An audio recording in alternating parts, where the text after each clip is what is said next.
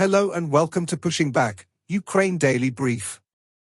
As the war enters its 949th day, these are the main developments from the past 24 hours. The update from the General Staff of the Armed Forces of Ukraine. Russia has lost approximately 654,430 troops in Ukraine since the beginning of the war. The number, which has not been independently verified, includes 1,370 casualties over the past day. According to the released Ukrainian figures, Russia lost 9 tanks, 44 armored combat vehicles, 33 artillery systems, 98 drones, 3 cruise missiles, 73 vehicles and 1 piece of special equipment. The Russians launched 159 combat clashes and carried out 58 airstrikes, including 98 anti-aircraft missiles on the territory of Ukraine. They also used 635 kamikaze drones and carried out 3,400 attacks on the positions of Ukrainian troops and settlements using various types of weapons. In its latest intelligence update, the UK's Ministry of Defence reports the Ukrainian forces have recaptured the Volchansky chemical plant in Vovchansk, Kharkiv Oblast, which was a Russian stronghold. This loss will likely limit Russia's ability to advance in the region and could facilitate further Ukrainian counteroffensives. Vovchansk has been contested since May 2024, and Russia has drawn forces away from the area to support operations in Kursk Oblast. This has reduced the Russian ground forces' capabilities in the Vovchansk area.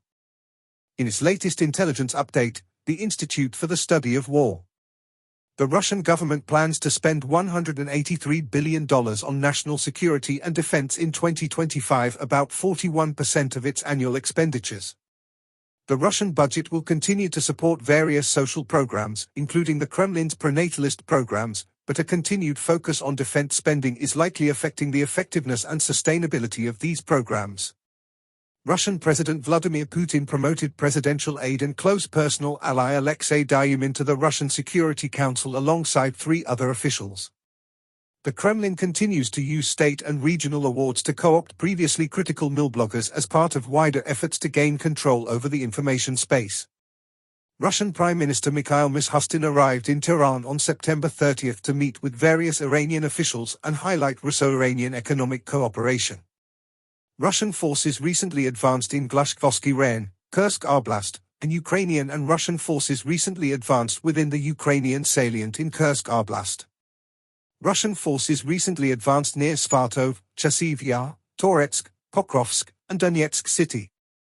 Russian President Vladimir Putin signed on September 30 the decree on Russia's usual semi-annual fall conscription for 133,000 draftees. In Zelensky's nightly address, he spoke about 3 key areas. Firstly, Ukraine prepares for crucial Ramstein meeting. Zelensky held key meetings after his U.S. visit, with Ukrainian and American teams already working on discussions ahead of a special Ramstein summit. The meeting will focus on strengthening military and diplomatic efforts to achieve Ukraine's victory plan, with concrete actions expected from international partners. Secondly, military readiness and reform priorities. A staff meeting addressed critical issues including brigade manning, weapons procurement, and supply for Ukrainian forces. President Zelensky also discussed defense reforms with Defense Minister Umerov, emphasizing the importance of fully implementing real reforms in the Ministry of Defense. Lastly, frontline challenges and strategic pressure on Russia. A lengthy meeting with military commanders reviewed the situation on all frontline areas. Zelensky stressed the need to intensify pressure on Russia through all available means, aiming for significant achievements this fall to bring about a just peace for Ukraine. Thanks for following today's updates. Please don't forget to like and subscribe for more content. We'll return tomorrow with the latest news on the ongoing conflict.